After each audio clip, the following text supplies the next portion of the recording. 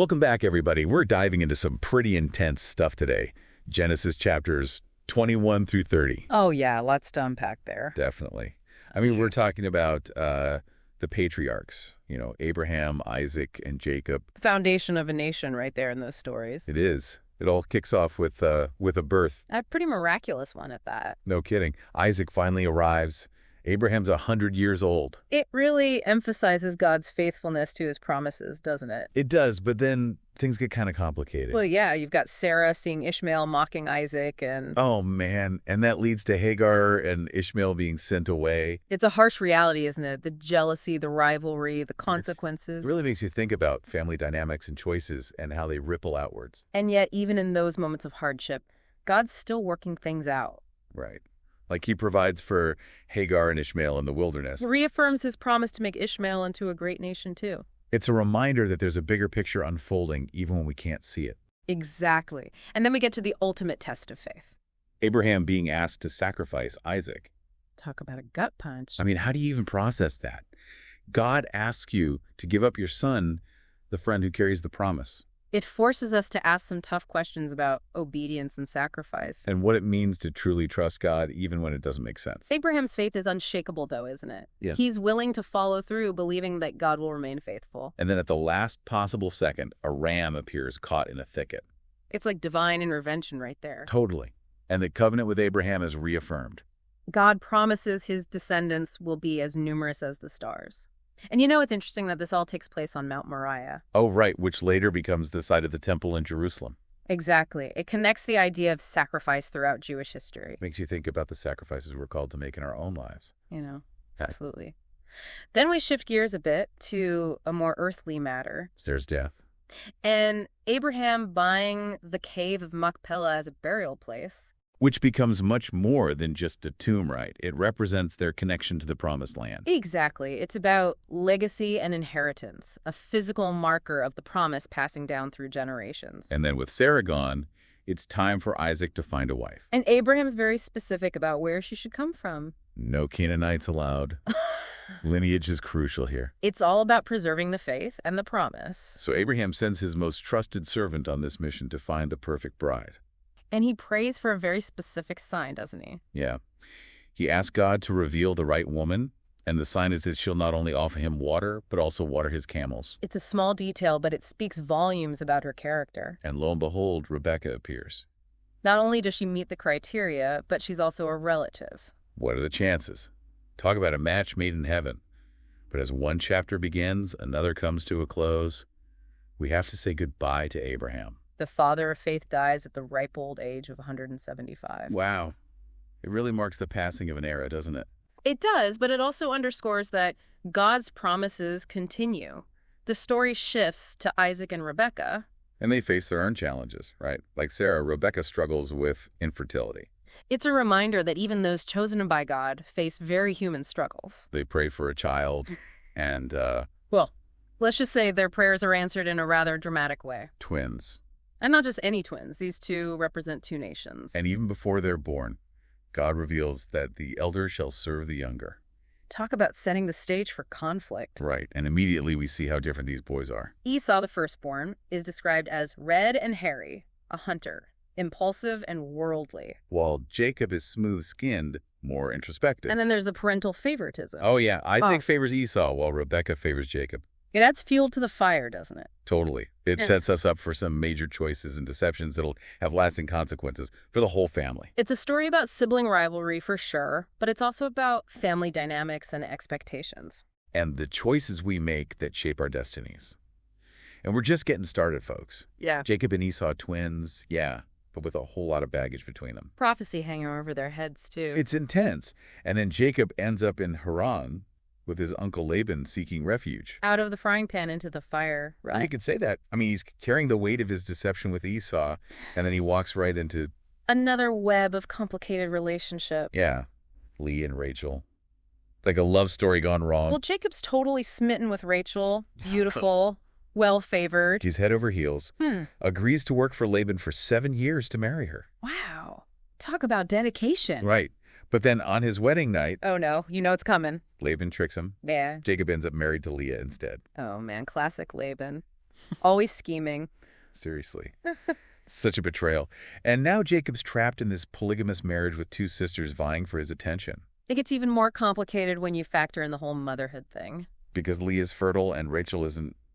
And that creates a whole new level of rivalry, doesn't it? It does. Each son's name reflects the mother's emotions. The pain, the longing. It's heartbreaking in a way. It is. And then Rachel, in her desperation, offers her handmaid Bilhah as a surrogate. Wow.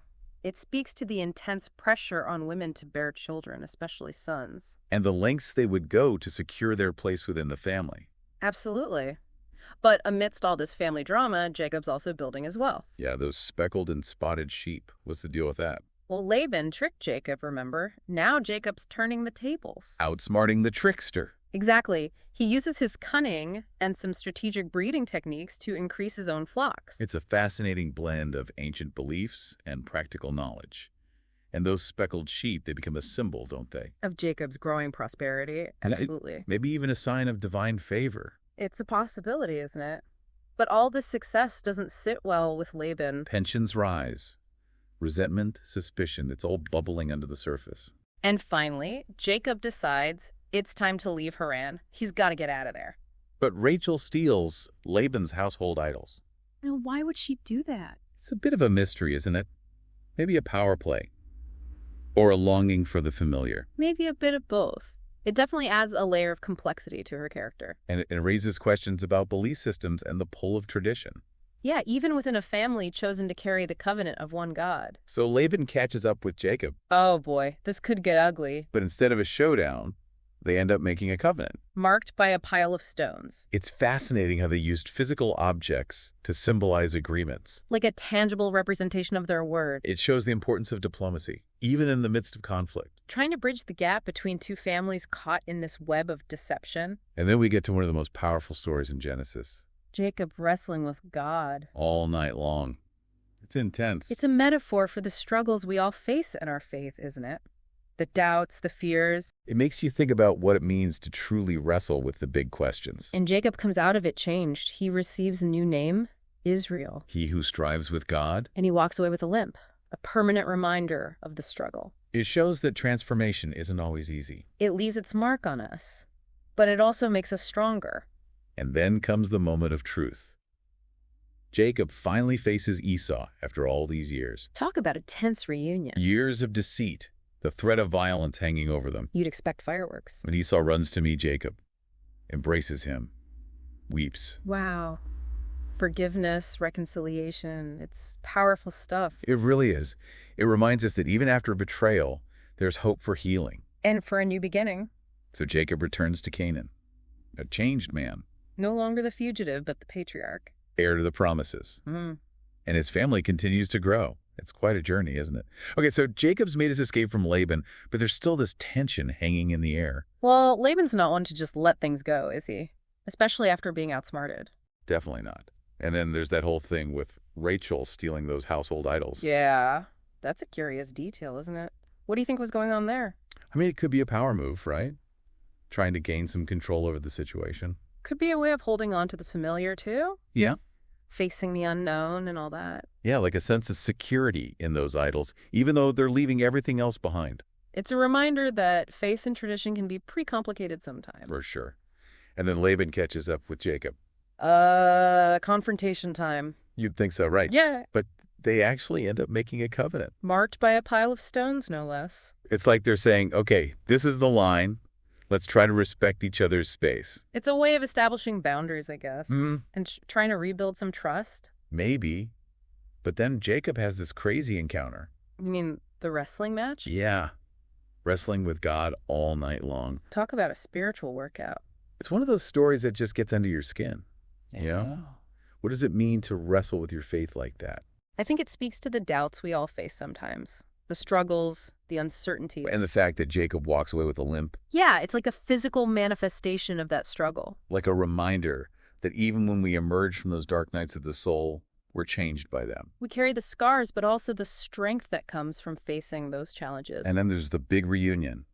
Jacob and Esau face to face after all these years. The moment of truth. You can just feel the tension, right? All that deceit, the threat of violence hanging over them. It could have gone so badly. But then Esau runs to meet Jacob, embraces him, weeps. Wow. It's a moment of pure emotion, isn't it? Total forgiveness. Reconciliation after years of brokenness. It's a reminder that even the most damaged relationships can be healed. It gives me hope, honestly. Yeah. And so Jacob returns to Canaan, not as a fugitive, but as a patriarch. Heir to the promises. A new chapter begins. It's been quite a ride, hasn't it? Births, deaths, betrayals, reconciliations, even a wrestling match with God. These stories from Genesis, they really pack a punch. They do. They make you think about family and faith and the choices we make that shape our lives. And they remind us that even in the midst of all the messiness, there's always hope. That's a good note to end on. Thanks for joining us on this deep dive into Genesis, folks. It's been a pleasure. Until next time, keep exploring.